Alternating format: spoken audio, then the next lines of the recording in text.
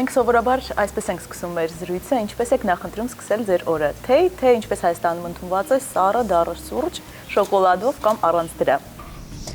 Սովորաբար օրը սկսում եմ ավելի հաճախ թեյով, որովհետև սուրճ ընդհանրապես չեմ խմում։ Թեյի հետ սովորաբար ոչինչ չեմ նախընտրում։ Սովորական սև թեյ։ Այո։ Ծնվել եք Երևանում, մանկության տարիներից հետաքրքիր է ինչն է ամենից շատ տպավորվել մութ ու ցուրտ այդ տարիներին։ Ինչպես եք լցնում ձեր ընտանեկան երեկոները։ Առհասարակ մանկությունը շատ հետաքրքիր մի հատկություն ունի։ Մանկությունը տպավորվում է ընդհանուր առմամբ, դետալները, առանձին դետալները հիշողության մեջ պարզապես այսպես փոքրիկ զարդերի պես հիշվում են կամ տպավորվում, բայց մանկությունն առհասարակ այն ամենաքաղցր ժամանակաշրջանն է մարդու կյանքում, որ ինքը ընդհանուր առմամբ ժպիտ պիտի առաջացնի։ Երբ մանկության վերաբերյալ հարց են տալիս ու ժպիտ է առաջանում ինչ-որ բան ես հիշում, դա նշանակում է այդ մանկությունը համենայն դեպս քո գնահատմամբ, քո ենթագիտակցական նույնիսկ մակարդակում անցել է երջանիկ ու լավ։ Մութ ու ցուրտ տարիները ինձ մոտ որպես այդպիսին մանկության վրա որպես դառը հետք թողող հիշողություն չեն տպավորվել, միշտ մութ ու ցուրտ տարիների այդ զուգակցումը մի բանով է տպավորվել, տարբեր հարցազրույցներում եւ տարբեր առիթներով նշել եմ այդ տարիներին գիրք կարդալու այդ անհակ ցանկության ու ուրեմն ձգտումս սովորաբար լինում էր մոմի լույսի տակ եւ իմ սենյակում կար մահճակալ բավականին բարձր ոտքերով, որի տակ հնարավոր էր, որ ես պարկած վիճակում մտնեի եւ սկսեի կարդալ ու որպես կանոն, եթե ինձ տանը փնտրում էին ու չէին գտնում, մայրիկը գիտեր, որ ես այնտեղ ինչ որտեղ մահճակալի տակ թաքնված գիրք եմ կարդում ու մոմի լույսի տակ, բնականաբար դրա վրա շատ բարկանում էր, որովհետև դա տեսողությանս վրա ազդեցություն ունեցավ, մինչև օրս էլ կա այդ ազդեցությունը բացասական, բայց ամեն դեպքում ափսոսանքի կամ այսպես զղջման զգացողություն չունեմ, դա եւ դրա հետ կապված էլի տարբեր հետաքրքիր դրվագներ կան, հիմա նորից չասեմ չկրկնվեմ, պատմել եմ տարբեր առիթներով,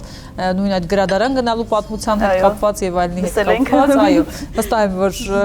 լսել եք, դրա համար չկրկնվեմ։ Առհասարակ ինձ մոտ մանկությունը մի բառով եթե բնութագրեմ, դա երջանիկ եւ կարոտով, մի բառով չէ, բայց մեկ նախադասությամբ երջանիկ ու կարոտով լցված ժպիտն է։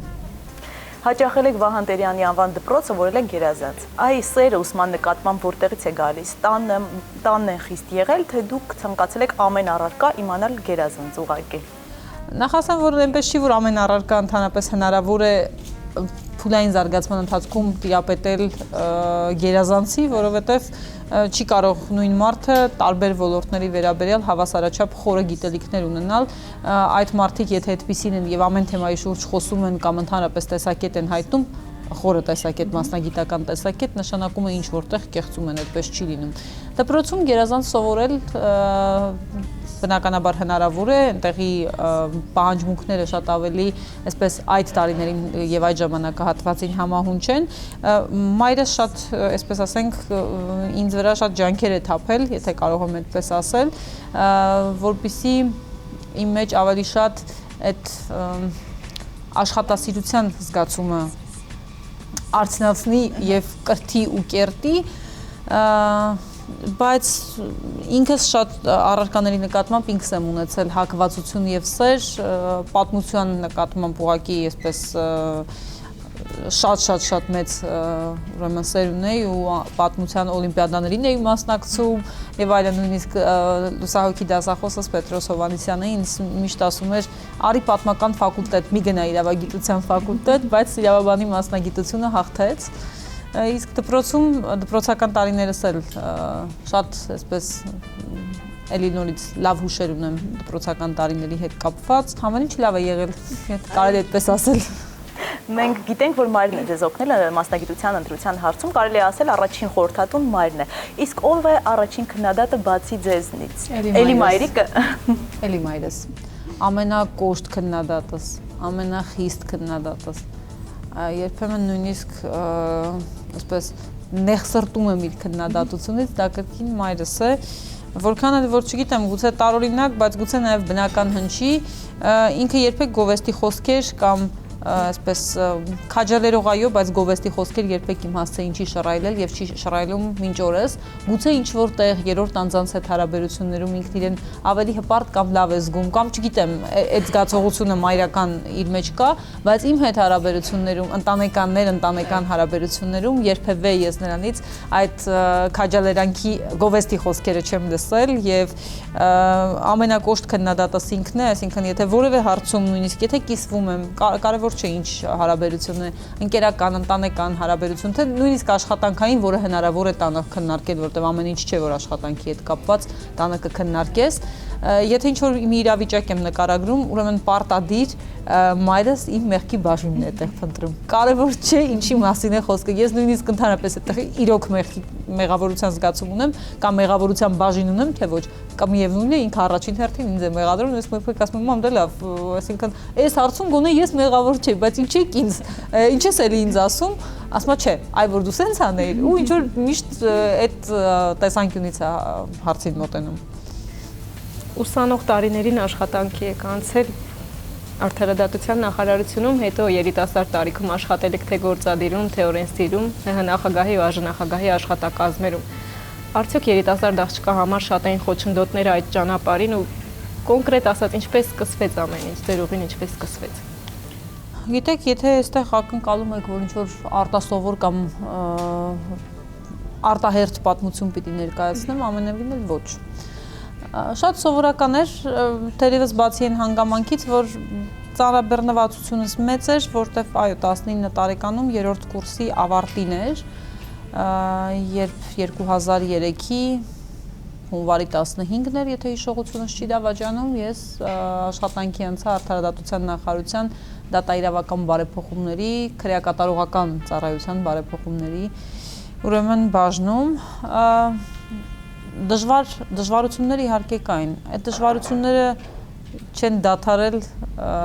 մինչ օրս, դրանք տրանսֆորմացվում են, դրանք պաշտոնի կամ երևույթի հետ կապված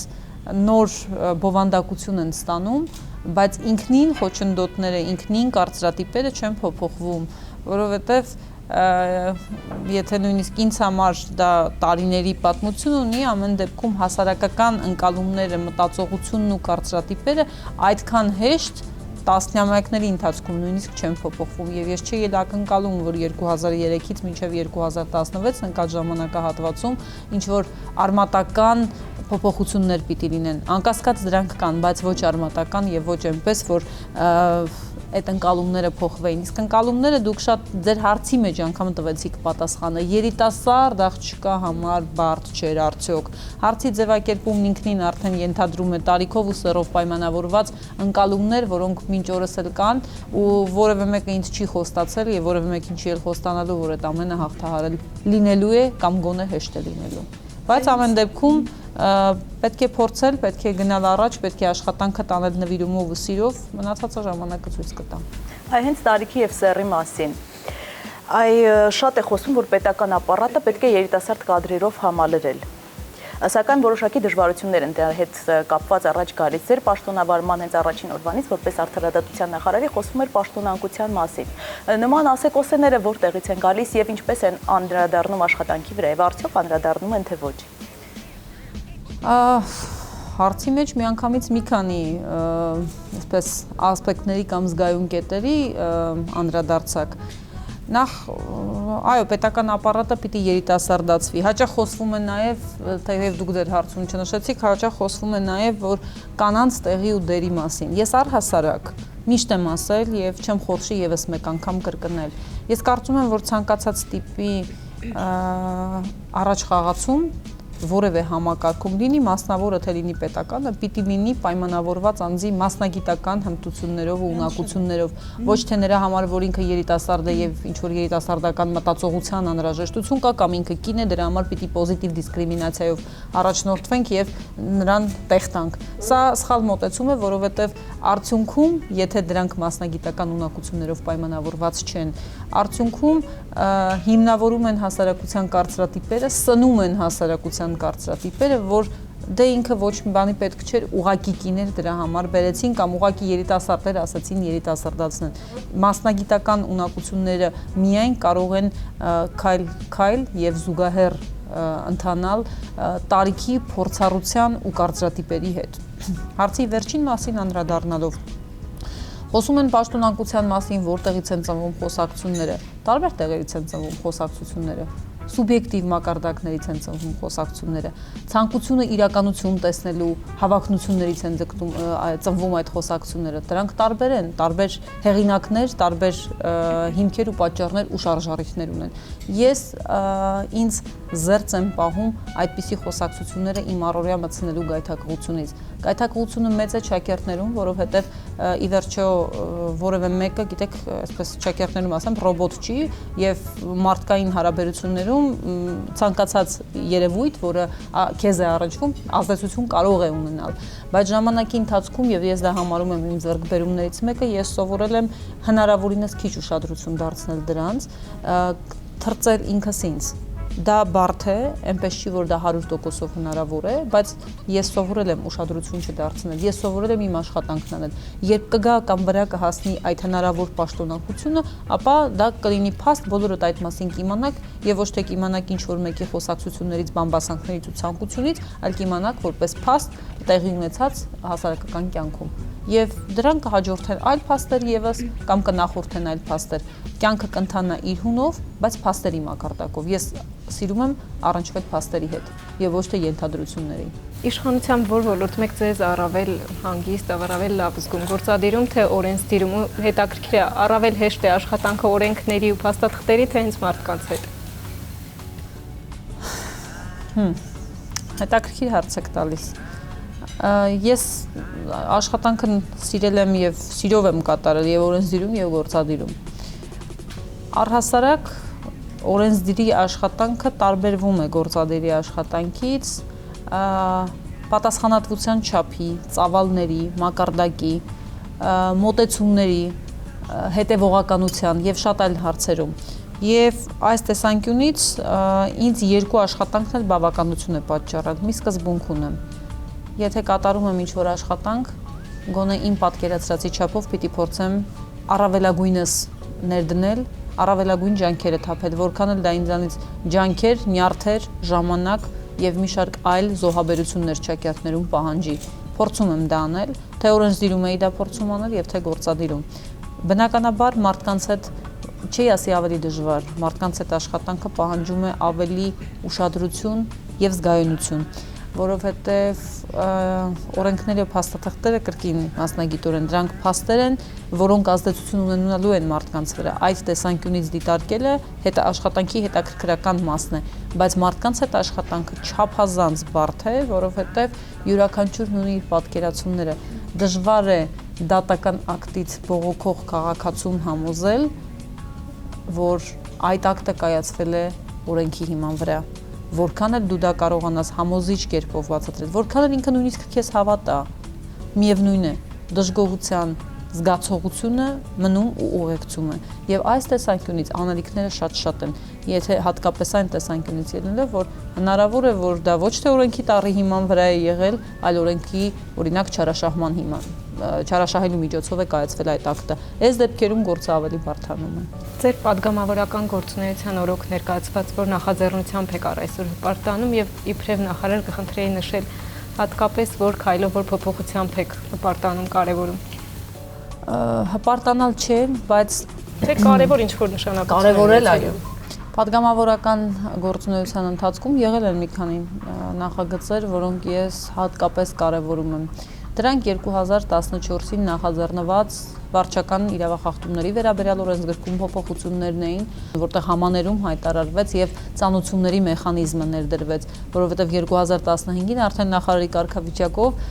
նույն այդ օրենսգրքում կատարվեցին փոփոխություններ եւ ներդրվեց նախազգուշացումների համակարգը։ Այնպես չի, որ բոլոր խնդիրները միանգամից լուծվեցին, բայց բավականին հարցեր ու դժգոհություններ փարատվեցին։ Կարևորում եմ նաեւ նախագիծը, որը իմ գործընկերների հետ համահեղինակությամբ եմ ներկայացրել, զինծառայողների, երբ որ մարտական գործողությունների ընթացքում ուրեմն հաշմանդամություն է ձեռք բերել կամ անհրաժեշտ է բժշկական օգնություն պատգամավորական ժամանակահատվածում պետության կողմից արտասահմանում այդ ծախսերը հոգալու պարտականությանը նախատեսող նախագիծը։ Էլի նախագծեր եղել են, բավականին եղել են, ես հիմա չեմ ուզում դրանք ձեր հարցազրույցը վերածել իմ պատգամավորական նախաձեռնությունների թվարկման, դրանք շատ են եղել։ 30-ը գերազանցում են իմ պատգամավորական նախաձեռնությունները։ Նախարարության, ուրեմն, եթե հարթության վրա մեկը արդեն նշեցի, չափազանց կարևորում եմ պրոբացիոն ծառայության ներդրման ուղղված ռեֆորմը, որը մեր հանրապետությունում այս պահի դրությամբ դեռևս դրա կարևորությունը չի այնքան գիտակցվում, որքան դրա հնարավոր մուլտիպլիկատիվ էֆեկտը կերևա տարիների ընթացքում, իսկ դա այդ էֆեկտը մի քանի բաղադրիչ ունի միանգամից՝ դատապարտյալների քանակի նվազում, հասարակության մեջ մտածողության փոփոխություն ու միտված դեպի մարդը, որ պատժի նպատակը ոչ թե մարդուն պատժելը, նսեմացնելն ու ստորացնելն է, այլ պարզապես նրա ուղմանը կամ հասարակություն նրա վերաինտեգրմանն ուղղված գործառույթները։ Սրանք եւս չափազանց կարևորում եմ։ Մի քանի նախագծեր մինչև տարեվերջ կընդունվեն եւ ես հնարավորություն կունենամ, եթե այդ պաշտոնում լինեմ, կարևորելու այդ նախագծերը եւս խոսքը վերաբերում է հակակոռուպցիոն բնույթի նախագծերին։ Դրանցից մեկը ես արդեն ազգային ժողովում զեկուցել եւ առաջին ընթերցմամբ այդ նախագիծը ուրեմն արժանացել է ազգային ժողովի հավանությանը։ Խոսքը վերաբերում է հայտարարագիր չներկայացրած պաշտոնատար անձանց ուրեմն քրեական կամ վարչական պատասխանատվությանը առհասարակ դրա համար եմ ասում, ոչ թե ուզում եմ համ կարևորել, համ էլ ասել, որ բավականություն է ստանում, երբ հասարակության մեջ արմատացած շատ խնդիրների ինչ որ ձևով արձագանքում ես միանգամից ու շատ կարճ ժամանակահատվածում չի լինում ոչինչ։ Տիկին նախարար, ինչպես եք ձեզ զգում նոր կառավարությունում, արդյոք հեշտ է աշխատել վարչապետի եւ կառավարության նոր անդամների հետ։ Արդեն բավականաչափ կարելի ասել ժամանակի անցել։ Չափազանց, այսպես ասենք, կարևոր նշանակություն ունի այն դիտանկյունը, որով մոտենում ես աշխատանքին։ Երբ աշխատանքդ, նորից եմ կրկնում քեզ, բավականություն է պատճառում եւ դու սիրով կատարում ես այդ աշխատանքը եւ գործընկերային հարաբերություններ ունես քո գոլեգաների հետ, հարաբերությունները կառուցվում են շատ ճիշտ։ Եվ թե նոր վարչապետի եւ թե կառավարության իմ նոր գործընկերների հետ բավականին արդյունավետ համագործակցություն է եւ վարչապետի հետ էլ բավականին հեշտ է աշխատել, արդեն մեկ առիթով նշել եմ։ Եվ կարևոր նշանակություն ունի, որ այդ ժամանակահատվածում կամ աշխատանքի ընթացքում բոլորը նայում են խնդրին միևնույն տեսանկյունից, խնդրի լուծման տեսանկյունից, որտեղ արդարադատության նախարարությունը եւ առհասարակ բոլոր նախարարությունները համագործակցային ձևաչափով կարող են լուծել խնդիրներ։ Շատ հաճախ այդ խնդիրը գտնվում է ոչ թե մեկ, այլ մի քանի գերատեսչությունների տիրույթում եւ իրականում արդյունավետ համագործակցությունը այստեղ շատ մեծ դեր ունի։ Հայաստանից արտագաղթի տեմպերը մտահոգիչ են, այդ մասին վերին օղակներում էլ է բարձրաձայնվում։ Ընդ որում շատերը նշում են, որ Հայաստանից հեռանում են ոչ այդքան եւ ոչ միայն ֆինանսական պատճառներով, այլև այստեղ մեծ դեր ունի արդարադատության համակարգի նկատմամբ վստահության պակասը։ Այս առումով պատասխանատվությունը ձեր նախարարության վրա բավական մեծ է։ Ինչ քայլեր են արվել, որքանով եք կարողացել վերականգնել գոնե ինչ որ չափով այդ հավատը արդարադատության համակարգի նկատմամբ։ Նախ եկեք մի փոքր, այսպես ասենք, տարբերակում մտցնենք, հա։ Արդարադատության նախարարությունից են սպասումները արդարության հարցում, թե դատական համակարգից են սպասումները արդարադատության հասնելու հարցում։ Սա անչափ կարևոր է։ Գիտեք, ես արդեն սովորել եմ, որ երբ ես այս մասին խոսում եմ, երբ այս միտքը հայտնում եմ, դրան անմիջապես հաջորդում է կամ քննադատություն, կամ միևնույն է հաջորդում է ինչ որ մեկի դժգոհությունը դատական հերթական ակտից։ Բայց դա ինձ չի հիասթափեցնում եւ ոչ էլ հուսահատեցնում, որովհետեւ ես մի համոզմունք ունեմ. մենք կհաջողենք, երբ իմանանք ումից ինչ ենք պահանջում եւ արդյոք պահանջում ենք ճիշտ մարդուց։ Եթե դուք ինձանից պահանջեք, օրինակ, ես ուզում եմ մի օրինակ բերել, օրինակը ավելի ցայտուն եմ դարձնելու համար եմ հենց սա նշում։ Եթե դուք ինձանից պահանջեք, որ գյուղացիական կոոպերատիվ տնտեսությունները պետք է պատշաճ հիմքերի վրա սկսեն աշխատել, օրինակ, եւ անընդհատ ինձանից պահանջեք ու քննադատեք, թերևս ես ձեզ ոչինչով չկարողանամ օգնել, նույնիսկ եթե ես 10 տարի պաշտոնավար եմ եւ դուք էլ այդ 10 տարում յուրաքանչյուր օրը ինձ քննադատեք։ Մի պարզ պատճառով, որովհետեւ դա իմ տիրույթը չէ։ Սա շատ ավելի ցայտուն եւ կոշտ օրինակ բերեցի, հա, ուզում եմ ասել, որ այնպես չի, որ դատական համակարգի հետ իմ առնչությունը այնպիսին է, սա հնարավոր քննադատներին են պատասխանում, ինչպես օրինակ գյուղացիական տնտեսությունների հետ։ Բայց արդարադատության սպասելիքների հարցում արդարադատության նախարարը դիազորություն չունի։ Ավելին ասեմ, դա քրեական հանցագործություն է միջամտել ընդհանրապես դատական համակարգի, դատական իշխանությանը կամ դատավորին ինչ-որ բան պարտադրել։ Մարդիկ հաճախ, գիտեք, որքան դուք եք տիրապետում այդ տեղեկատվությանը, գուցե շատ ավելի կամ տասնապատիկ ավելին ես եմ տիրապետում։ Ես ամեն օր ստանում եմ դիմումներ, որտեղ քաղաքացին ակնկալում է, որ նախարարը կմիջամտի եւ իր օգտին դատական ակտ կլինի։ Եվ ես չեմ հոգնելու եւ չեմ զլանալու միշտ ասելու, որ ես չեմ կարող վերցնել հեռախոսը, պարզ ասեմ, եւ ասել հարգելի դատավոր, սխալ ես թե դու ճիշտ, չեմ խորանում այս հարցության մեջ։ Մի հատ այս քաղաքացու օգտին խնդրում եմ դատական ակտ կայացրու։ Սա հանցագործություն է։ Սա առաջինն է։ Երկրորդ, ինչ լիազորություն ես ունեմ դատական համակարգի նկատմամբ։ Միայն մեկը՝ պատժել պրոցեսից հետո այն դատավորին, ով որ թույլ է տվել ակնհայտ եւ կոպիտ դատավարական խախտում, այսինքն կարգապահական վարույթ հարուցել, գնալ արդարադատության խորհուրդ եւ այնտեղ հիմնավորել, որ արդարադատության խորհրդի հարգելի անդամներ այս կամ այն դատավորը իր պարտականությունները չի կատարել։ Անում եմ ես դա, անում եմ։ Սա այն քայլն է, որը քաղաքացուն կբերի արդարության զգացման վերականգնման մեծ տոկոսի, չեմ կարծում, որ ամբողջապես։ Ինչ քայլ կարող է ել անել արդարադատության նախարարությունը։ Իրավական քաղաքականությունը, դատաիրավական ոլորտում։ Այդ հարցի հետ կապված ես ինձ պատասխանատու համարում եմ։ Դա է պատճառը, որ արդարադատության նախարարությունը նաև նախագահի հրամանագրով համարվում է թիվ 1 պատասխանատուն դատական օրենսգրքի ներկայացման համար եւ այդտեղ նշված լուծումների համար։ Ինչու եմ ես սա կարևորում։ Առաջին հայացքից կարող է թվալ, որ դա անուղղակի ազդեցություն ունի։ Ես էլ ուզում եմ ասել, որ ուղղակի ազդեցություն ունի, որովհետև մենք պիտի հասնենք նրան, որ դատավորը նախ եւ առաջ իրեն կաշկանդված չզգա, ու կաշկանդված չզգա ոչ թե արդարադատության նախարարից, ոչ թե վարչապետից կամ հանրապետության նախագահից, այլ առաջին հերթին ներսում վերին դատական օղակից։ Դատավորի առաջին մտահոգությունը այն է, որ իր ակտը բեկամվելու է վերին արձանում, եւ ինքը դրա համար է փորձում հարաբերությունները ճիշտ կառուցել ու կախվածության մեջ այդպիսով ընկնել վերին դատական ուրեմն ացյաններից ու այստեղ է որ մենք խնդիր ունենք երբ կապահովի դատավորի ներքին անկախությունը ինքը կիմանա իսկ դրա համար մեզ պետք են գրագետ ու կրթված դատավորներ դա նշանակում է որ այդ ոլորտում եւս անելիք կա երբ դատավորը կիմանա որ ինքը եթե ամեն ինչ անում է նորմալ ինքը մտավախություն չպիտի ունենա ոչ նախարարից ոչ ընդհանրապես Վճռաբեկ դատարանի նախագահից հա այստեղ մենք կհաջողենք սրանք քայլեր են որ քայլ առ քայլ պիտի կատարվեն գործերի ողջամիտ քննություն եւ այլն սրանք կառավարության ծրագրում նաեւ նշված թիրախներ են եւ արդեն խոսել եմ այդ մասին բավական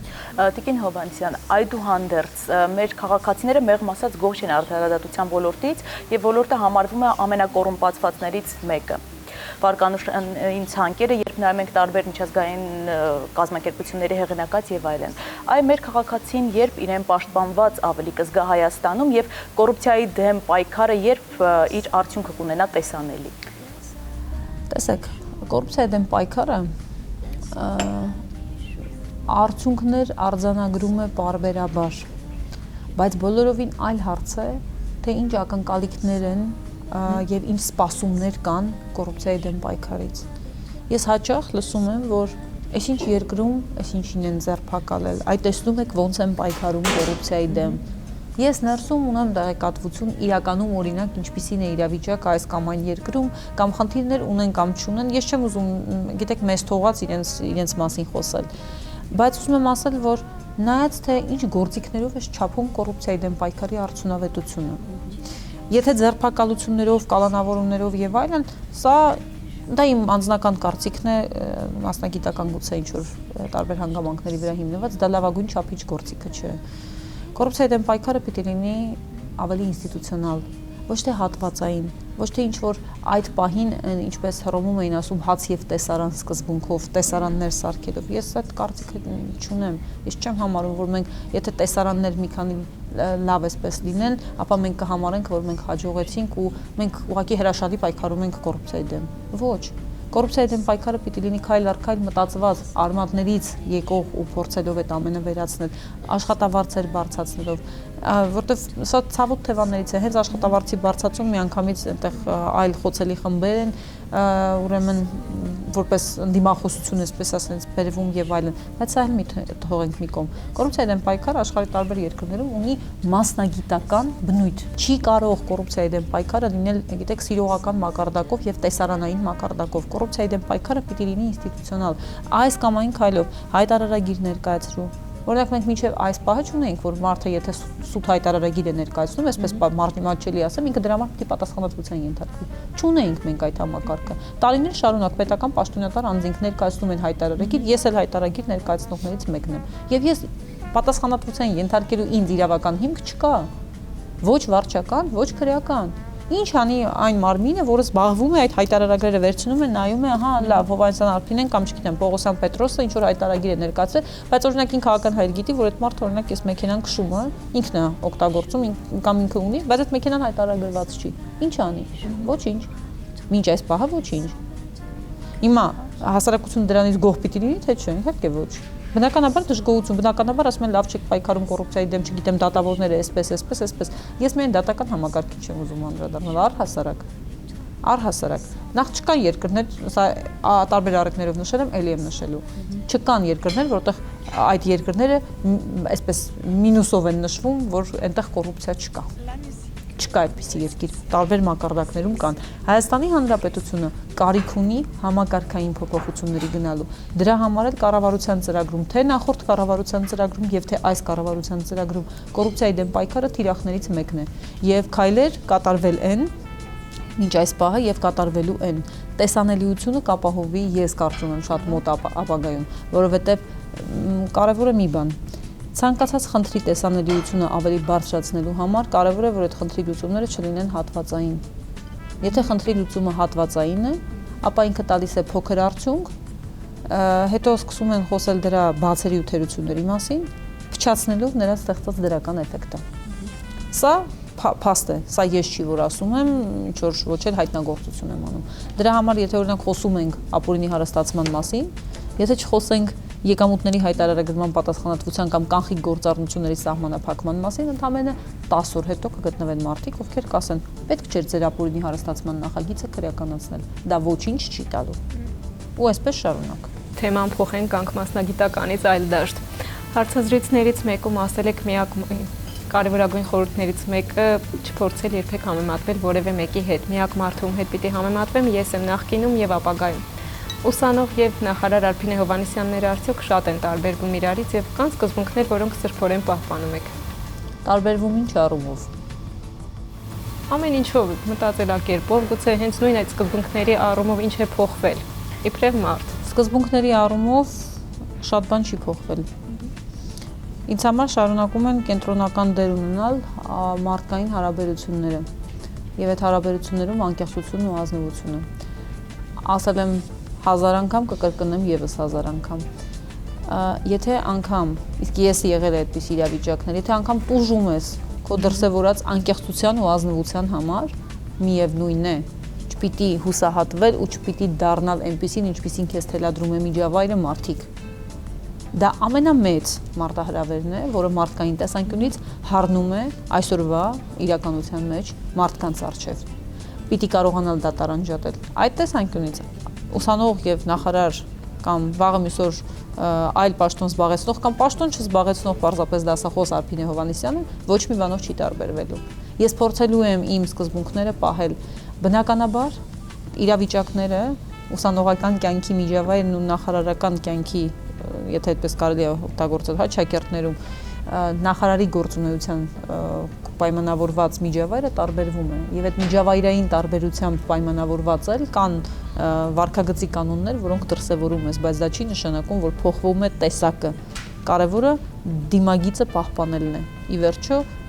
ես չի որ ասել եմ ու ես չի որ վերջինն եմ լինելու որ ասեմ, ամենակարևոր պաշտոնը դա մարդ մնալն է, մարդ լինելն է։ Պահպանել այդ ուրեմն ձեռքբերումը, եթե իհարկե ինչ որ մեկը դա ունի, պահպանել այն ինչ ունես։ Բազմաթիվ հարցազրույցներ ենք ձեր ուսումնասիրել ու շատ ենք հանդիպել մտքի, որ ձախողումներ չեք ունեցել կամ այնպիսի մի բան չեք արել, որի համար այսպես փոշմանած լինեք։ Այդքան անսխալական լինելը կամ երևալը արդյոք դժվար չէ։ Իսկ ես անսխալական չեմ։ Ես բազմաթիվ սխալներ եմ թույլ տալիս ու թույլ տվել։ Ես փորձում եմ ուղղակի այնպես անել, որ այդ սխալները ճակատագրական ազդեցություն չունենան կամ սխալներից հետևանքները արագ գիտակցել ու շտկել։ Ես երբեք չեմ վախենում, թեև դա ամենամեծ վախերից մեկն է, առհասարակ մարդու վախերից մեկն է, փորձում եմ ամեն դեպքում չխորշել ու չեմ էլ վախենում ասելու, որ ես սխալվել եմ, որ ես այս հարցում սխալվել եմ։ Ձախողումներ, որպես այդպեսին, այն ենթատեքստը, որով կամ ինձ այդ հարցերը տրվել են, կամ այն համատեքստում, որտեղ ես խոսել եմ այդ հարցերի մասին, եղել են պարզապես որպես այդպեսին արձանագրված ձախողումներ։ Իսկ ձախողում ես կարող եմ համարել նույնիսկ այն հիասթափությունը, որ ես ունեցել եմ ինչ-որ մեկին այն հավատի հետ կապված, որ ես տվել եմ ինչ-որ մեկին ու նա դա չի արդարացրել։ Այդպիսի կյանքում ուրեմն քայլերի հետ կապված ձախողումներ բազմաթիվ կարող եմ նշել, բայց դրանք նաև թերևս չեմ կարծում, որ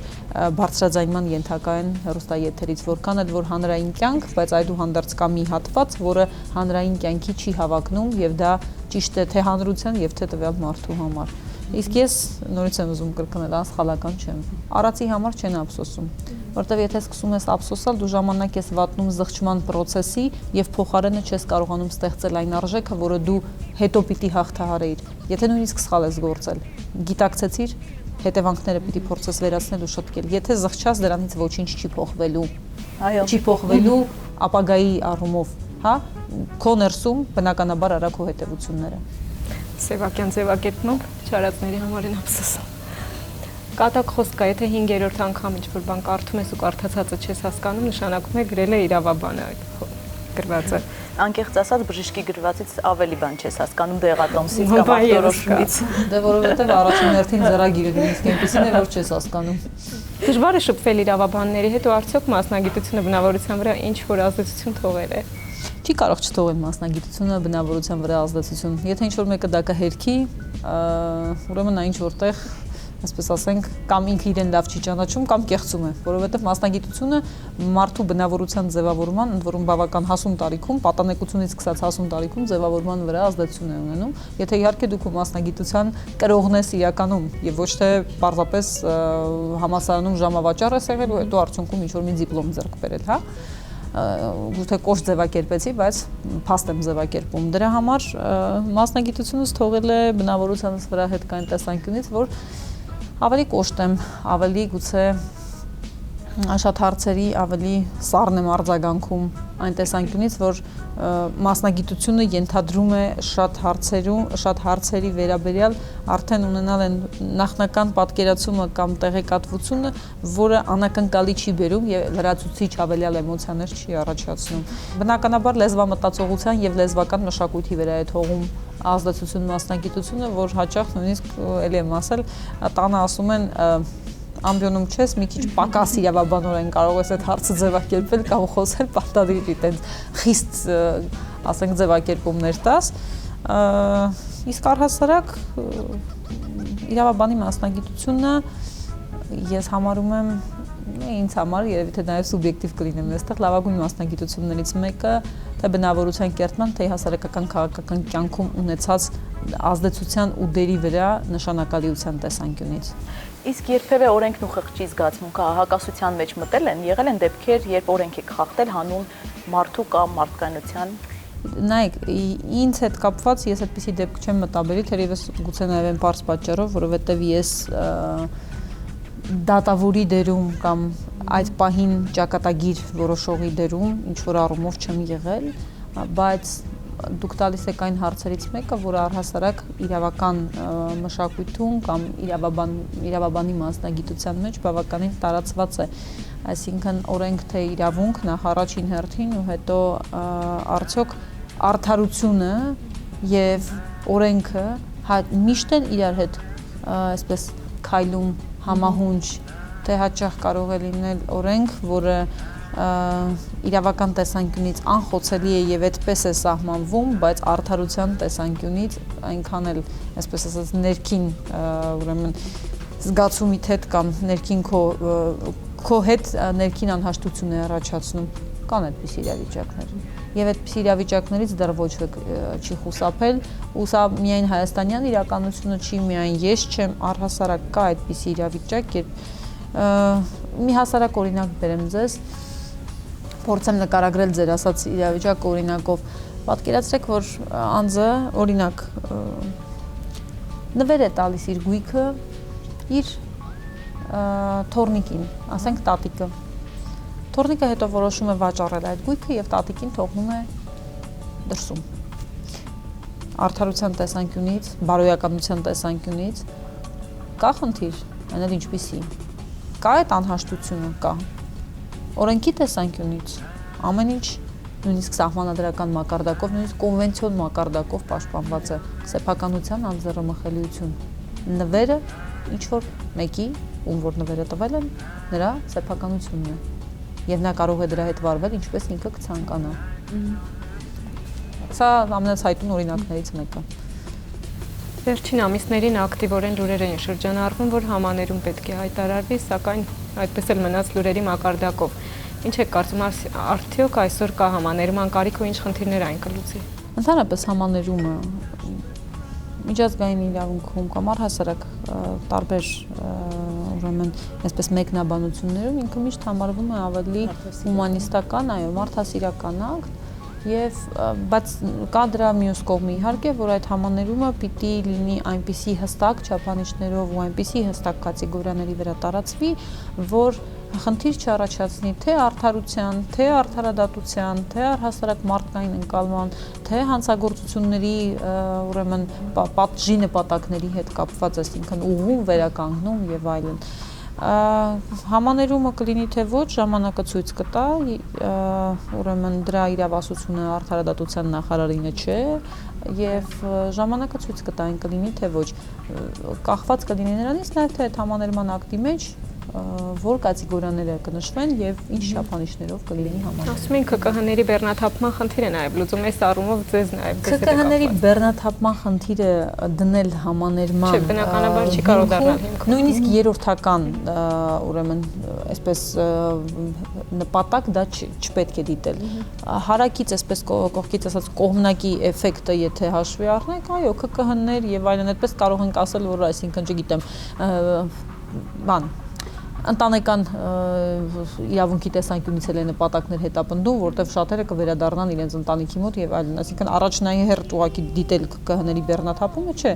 հատկապես որ Հայաստանում արմավիր քրեակատարողական հիմնարկի բացումից հետո այդ գերբեռնվածության խնդիրը 90 եւ ավել տոկոսով լուծվել է։ Չեմ ասում ամբողջությամբ, որտեղ դեռ կա խնդիրը, բայց մեծամասամբ լուծվել է։ Տիկին Հովանեսյան, մենք գիտենք, որ նաև դասավանդում եք թե լրագրության, թե իրավագիտության ֆակուլտետներում, ինչպես եք կարողանում հասցնել նախարարի աշխատանքը եւ դասավանդումը։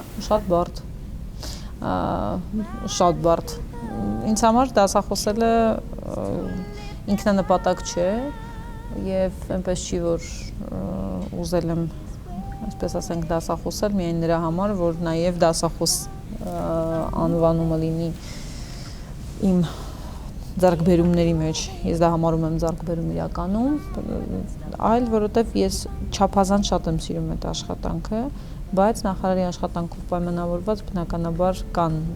դժվարություններ հասցնելու կամ ասենք օրինակ գործողման հետևանքով այստեղ չլինելու եւ դասաժամը տեղափոխելու այլ օր, բայց փորձում եմ հասցնել ամեն դեպքում, որովհետև ես իմ ուսանողներին եմ շատ սիրում, ուզում եմ հավատալ, որ իրենք են ինձ, դրա համար փորձում եմ դա այդ ամենը հասցնել ու համատեղել։ Դուք նաև սոցցանցերից եք օգտվում, հետաքրքիր է սոցցանցը ձեզ համար ժամանցային միջոց է թե աշխատանքային եւս մեկ գործիք, որքան ժամանակ եք հասցնում լինել սոցցանցերում։ Առաջին աշխատանքային գործիք ես սոցցանցերում, այսինքն իմ, այսպես ասած, ակտիվ լինելը երբևէ պայմանավորված չի նրանով, որ ես սոցցանցում ուղղակի ժամանակ եմ ծախսում կամ ինչ-որ մեկի հետ խոսում եմ, առավել հաճախ դա ուղղակի աշխատանքային կամ նյութեր եմ ստանում, կամ նույնիսկ քաղաքացիների տարբեր բարձրացրած հարցեր ես անձամբ պատասխանում եմ, եթե դրա ժամանակը լինում է։ Առավելապես ինձ համար սոցիալական ցանցը որպես աշխատանքային լրացուցիչ գործիք է հանդես գալիս, կարող եմ այդպես ասել։ նպատակասլաց, ուժեղ եւ ինքնավստահ։ Այդպիսին է ձեր լրատվական ընդհանուր եթերային կերպարը։ Ինչ եք կարծում, արդյոք տղամարդկանց սա չի վախեցնում։ Ձեր ընկերները այն նշում են, որ դուք կյանքում բոլորովին այլ եք։ Որն է այն միջավայրը, որտեղ մաքսիմալ ազատ եք զգում, չվախենալով չսխալվելուց։ Ասացիք արդեն ընկերական միջավայրը։ Մարդիկ, ովքեր ինձ ճանաչում են տարիների ընթացքում եւ որտեղ ես դիմակներ կրելու նույնիսկ աշխատանքային անհրաժեշտություն չունեմ, թեև ասել եմ, ես երբեք դիմակներ չեմ կրում, ես երբեք չեմ կեղծում, որտեղ երբ որ դիմակներ ես կրում, ստիպված ես հիշելու, թե ում մոտ ինչ դիմակ ես կրել։ Իսկ դա շատերի մոտ տեսնելով մարդկանց, այսպես ասենք, բավականին դժվարություններ է ստեղծում, որովհետև հետո սկսում են խառնվել, որտեղ ճիշտ ասացին, որտեղ սխալ ասացին։ Առհասարակ ճիշտ կերպարը նախընտրելի է, բնականաբար աշխատանքային անհրաժեշտությամբ պայմանավորված տարբեր կանոններ կան եւ այդ կանոնները պետք է պահպանել։ Իսկ տղամարդկանց վախեցնում է թե ոչ, այդ հարցին երևի իրենք կպատասխանեն։ Ես իրենց վախերի պատասխանատուն չեմ։ Ինչպես ասել է Բեռնարդ Շոուն, մարդկանց ավելի շատ հետաքրքրում է այն, ինչ ընդհանրապես իրենց չի վերաբերվում։ Այդուհանդերձ չեն կարող չանդրադառնալ ձեր անձնական կյանքին, եթե իհարկե թույլ տաք։ Արդեն ինչ-որ չափով անդրադարձա, պիտի շարունակենք։ Ամուսնացած չեք արդյոք մտածում եք այս ուղղությամբ ընտանիք կազմելու մասին, թե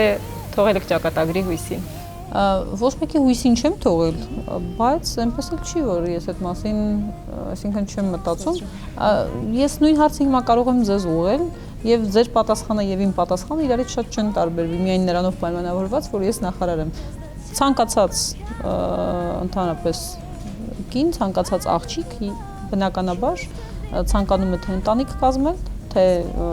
երեխա ունենալ եւ ընդհանրապես դա բնական ցանկություն է եւ ճիշտ անկեղծ ասած ինձ համար զարմանալի է նույնիսկ որ պաշտոնով պայմանավորված կարող են հակառակի մասին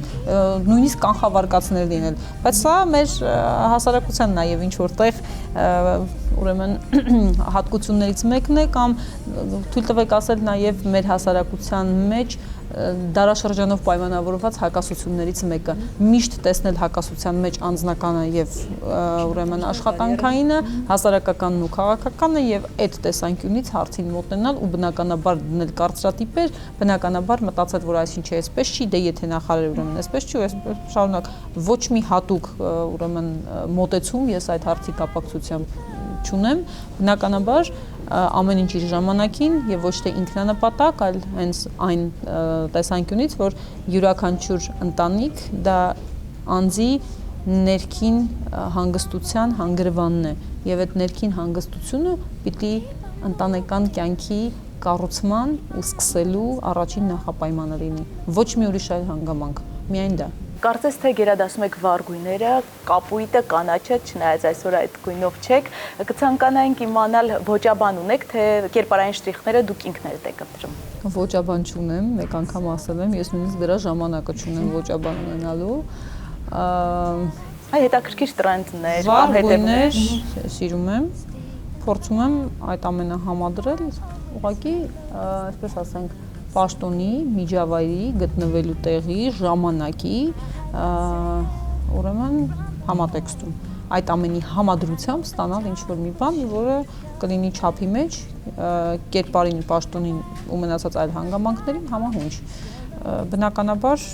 որևէ ինչ-որ հատուկ այդպես ոճաբանի կարիք չունեմ, դա չեմ ասում ոչ բացասական նրբերանգով, որպեսզի չասեն այ լավ կլներ որ ունենար, ոչ էլ ասում եմ դրական նրբերանգով, հա դե բնականաբար ունի դրա համար եւ այլն։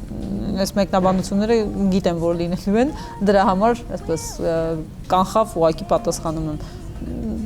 Փաստ է, ոչ մի ինչ-որ հատուկ վերաբերմունք այդտեղ չունեմ։ Գիտենք նաեւ որ ֆուտբոլ եք սիրում։ Այո։ Որ ակումբն է ձեր Ռեալ Մադրիդ։ Ես գիտեմ որ հետևում օգտին է ձեր համակրանքը։ Ես գիտեմ որ հիմա Բարսելոնայի բոլոր երկրպագուները ինձ ուղղակի այսպես շատ բացասական կվերաբերվեն, չէ, ասեմ որ Բարսելոնայի, ուրեմն Բարսելոնայից եղել են ֆուտբոլիստներ եւ կան, որոնց շատ սիրում եմ եւ քանի որ Իսպանիայի հավաքականի նաեւ երկրպագուներից եմ, հետևաբար Բարսելոնայի մի շարք ֆուտբոլիստներ իմ սիրելիների թվին են դասվում, բայց ակումբային մակարդակով տարիներ շարունակ սիրել եմ Ռեալ Մադրիդը եւ հավատարմությունս պահպանելու եմ մինչեւ վերջ, անկախ նրանից թե ինչպիսի ուրեմն այսպես ինչպիսի հայացքով կնայեն Միլանի կամ Բարսելոնայի երկրպագուները, այս իհարկե նաեւ արդեն այլ ուրեմն ակումբների տեսանկյունից շատ առաջ սիրում էի իտալական, ասերիան, հիմա ավելի իսպանական Լա լիգան, բայց ժամանակս վերջին, այո, 1.5 տարում հատկապես այնքան է կրճատվել, որ ես հասցնում եմ ուղղակի այսպես շատ, այսպես քիչ հետևել այդ զարգացումներին ու իրադարձություններին։ Իսկ սպորտով զբաղվում եք, ժամանակ մնում է։ Ոչ, Ազատ ժամանակ կա ինչ-որ բանով լցնելու համար։ Ես ազատ ժամանակ վերջին շրջանում ունեմ միայն կիրակի օրերը, որը հասցնում եմ անել այն ամենը, ինչ պետք է անեի շաբաթվա ընթացքում։ Ոչ աշխատանքային նկատի ունեմ։ Ժամանակը շատ է կրճատվել իրականում, սրանք ոչ թե բառեր են կամ ինչ-որ կերպար ստեղծելու կամ ինչ-որ այսպես միջավայր ստեղծելու անհրաժեշտությամբ պայմանավորված բառեր ու նախադասություններ, այլ օբյեկտիվ իրականություն։ Ժամանակը չափազանց քիչ է եւ ես փորձում եմ այն հնարավորինս արդյունավետ օգտագործել։ Մոտավորապես կանխագուշակում եմ իմ հարցի պատասխանը, բայց վերջին անգամ երբ եք կարողացել ձեր լիարժեք հանգիստը կազմակերպել։ Եթե նկատի ունեք շաբաթվա կտրվածքով, ես ամռանը հասցրել եմ Որ լիարժեք լինի։ Մեկ շաբաթով լիարժեք դա բավականին հարաբերական ասված է։ Լիարժեք այն է, որ ես առավոտյան աշխատանքի չեմ գնացել, բայց լիարժեք չի այնքանով, որքանով միևնույն է օրվա ընթացքում ստացել եմ զանգեր աշխատանքային գործընթացի հետ կապված եւ կարգավորել եմ հարցեր, որոնք աշխատանքային անհրաժեշտությամբ են պայմանավորված։ Հետևաբար լիարժեքության մասին դատողությունները թողնում եմ ձեզ։ Շնորհակալություն մեր զրուցակցության համար եւ ձեզ շնորհակալություն։